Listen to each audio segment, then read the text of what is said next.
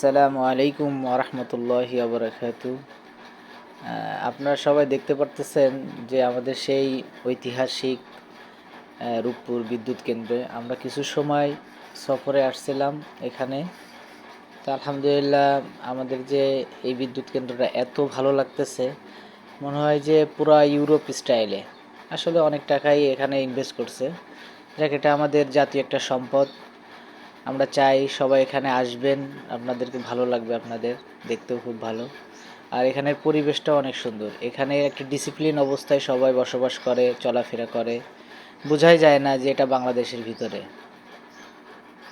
তো আসলে সফরে তো অল্প সময়ের জন্য আসা, তো আপনারা একটু সময় নিয়ে আসবেন, আসলে বিষয়টা আরও ভালোভাবে আপনারা জানতে পারবেন ইনশাআল্লাহ। আর এটাই আর কি। তো খাস করে আমার জন্য দোয়া করবেন। আর এখানেই শেষ করতেছি, যেহেতু অনেক সময় ধরে গাড়ি চালাতে হচ্ছে আমার নিজেরই, এই জন্য আর কি। যেহেতু আমরা হাই রোডে উঠে যাব, আর এর সামনেইটা আমাদের যে ব্রিজটা আছে ওই ব্রিজটা, আর এখানে যেহেতু পুলিশ প্রশাসন আছে, তো দেখা যাচ্ছে যে এক হাত দিয়ে গাড়ি চালালে আমাদের হয়তো বা কোনো মামলা দিতে পারে, এই জন্য আমরা রাখার জন্য চেষ্টা করছি। ঠিক আছে, আসসালামু আলাইকুম রহমতুল্লাহ।